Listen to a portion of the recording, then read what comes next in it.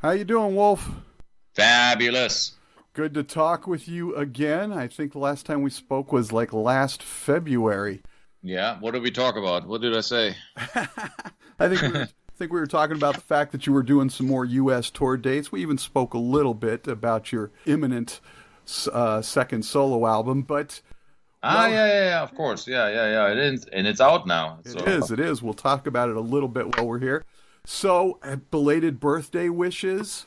oh, thank you very much. Yeah. Absolutely. So first off, congratulations on the upcoming Restless and Live set. It really captures how powerful Accept is live.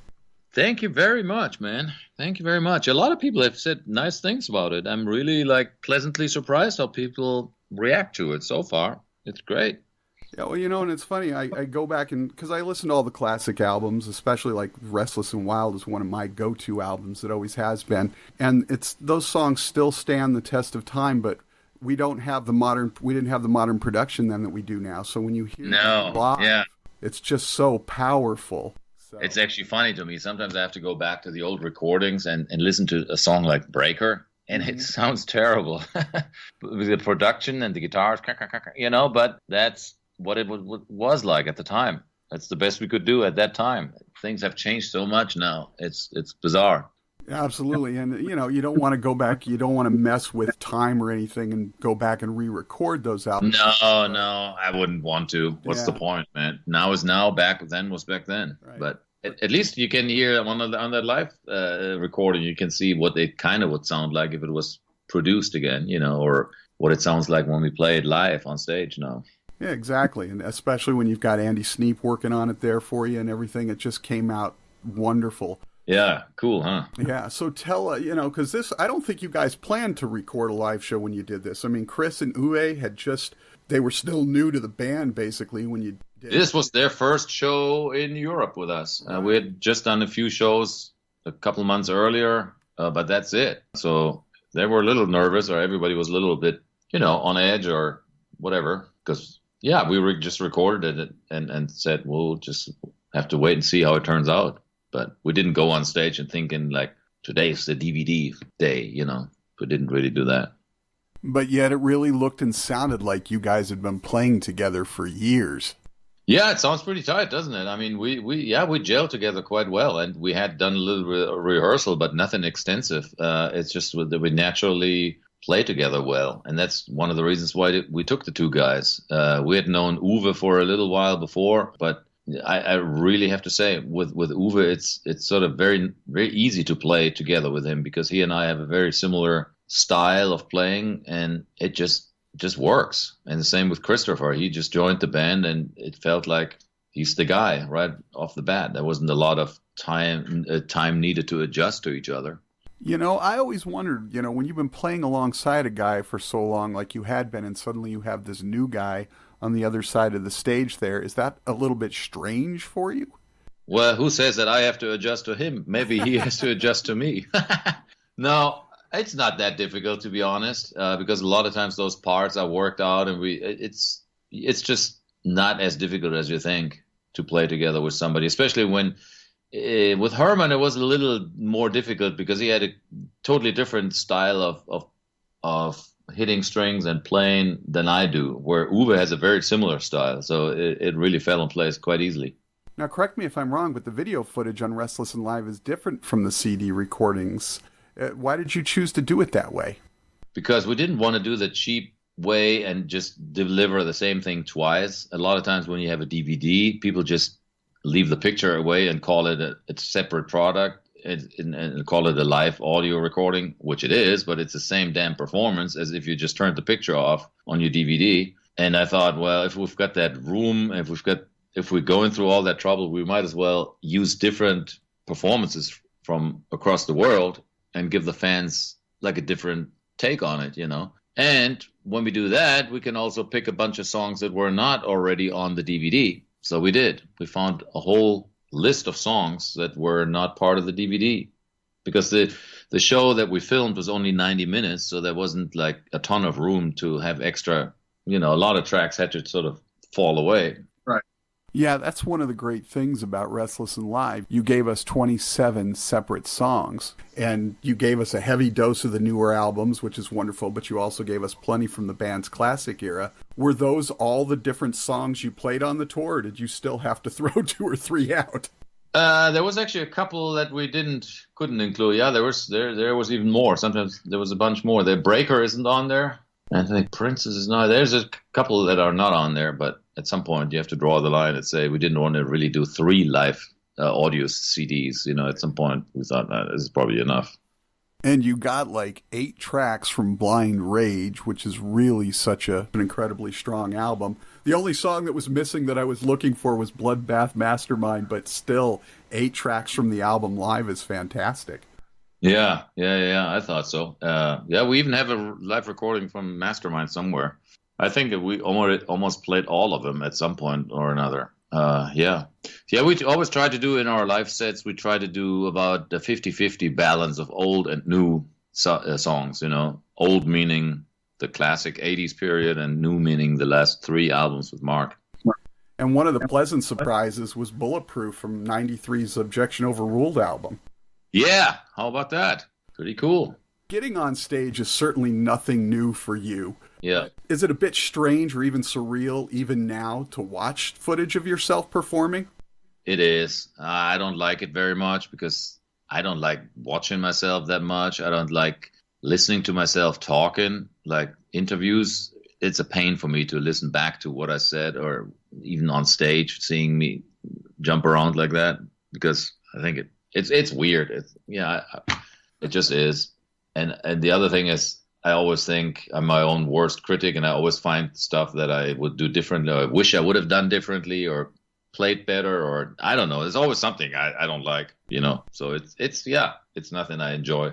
No. Let's put it this way. I don't put it in at night and watch myself on TV and thinking, oh gosh, I'm so awesome. I never do that. Now, when we spoke last February, as I said, you were getting close to releasing your second solo album, Headbanger Symphony, which came out in July. It's a wonderful record. Do you feel some sense of relief now that it's finally done and out there? Hell yeah. I feel like I've given birth. Because it took so long. It was in the pipeline for so long, and I hate that. I hate that feeling of having something unfinished. Even other stuff around the house or in my work life, if there's something that's nagging, it's always out there, and it's calling me to get finished. I hate that. I need to get it done, over with. So that was one of those things that's just been simmering forever and ever. So I'm quite excited that it's finally out there. People can listen to it, and now live moves on. We go on to the next phase, which will be at some point to really perform that stuff live somewhere in the world. And we're already talking about when and where, but I can't quite tell you yet, because it's going to be the world premiere performance, blah, blah, blah. It's going to be quite a big to-do at some point.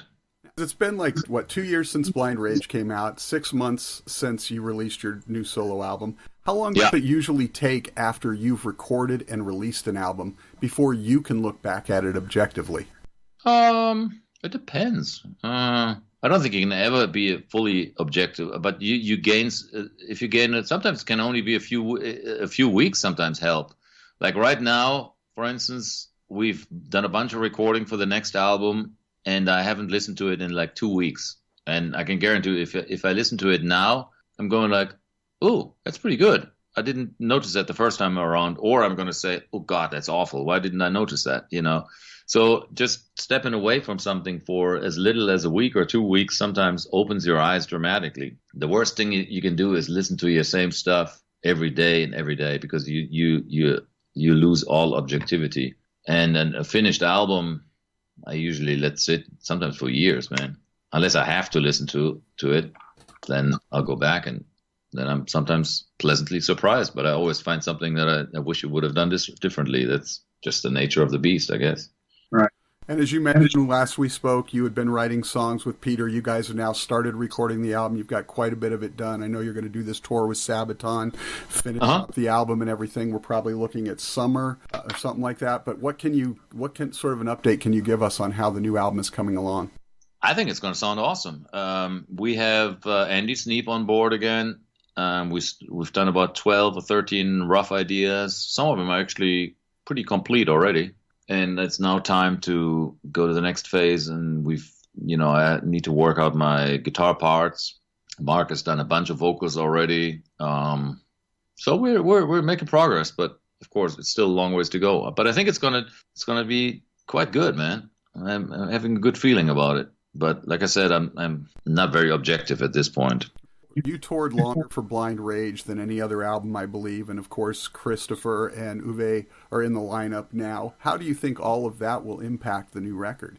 Well, then Christopher's drumming already has impacted the new record. I mean, he's awesome. I mean, he's really a talented drummer, and he's laid down some killer drum tracks. So I'm very, very happy about that. That alone will make the album pop out quite a bit. Yeah. So definitely, you're gonna hear him on this album, definitely. But it's not gonna change ever dramatically, because as long as Peter and I sort of write the songs in the way that we do, it's always going to sound very much like Accept, and that's what we're going for. We don't really ever want any changes, because we're going for that consistent vibe in our songs. And the best compliment we sometimes give each other is when we finish a song and say, "Man, this sounds like 1982 all over again," because we don't want it to sound any different at this point. We just want it to sound like it could have been written 30 years ago.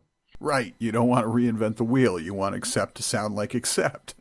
Exactly. Only with a modern twist and a modern production and maybe better than ever, but the general vibe shouldn't be any different. We don't really want to change at this point. Absolutely. So before we get out of here, just for fun on the way out the door, besides music, of course, and your passion for photography, do you have any hobbies or talents fans might be surprised by? Nothing that's really worth talking about. No, I do a little bit of sports here and there to stay in shape. And I recently got into got myself a road bike, which I enjoy a lot. That's my newest sort of hobby, if you want to call it that. So I take out the bike whenever I can. I mean, I'm talking bicycle, not motorbike, So that's pretty cool. I like that lately. And then what else is there? The days are pretty full just making music. I'm hardly doing any photography anymore these days, just because I don't find the time, and my energy is pretty much 100% into Accept again now. So that's been a recent change in my life, that I've really said goodbye to the photography again. There will be time for that later, right? I guess I can always do that, and I always do it on the side anyhow, or for the band. If we need a picture, I'm the one to take it. But like for other people and professionally, I kind of put a stop on it for the time being, while Accept is like full steam. And for the foreseeable future, I won't find the time to do any of that. Wolf, thanks so much for taking some time to chat again. It's always an honor. Same here, man. It's been good again. Absolutely. Have a wonderful holiday season, and we'll catch up again soon. Merry Metal. That's my new motto. Not Merry Christmas, Merry Metal. Works for me. Take care. Take care, man. Bye.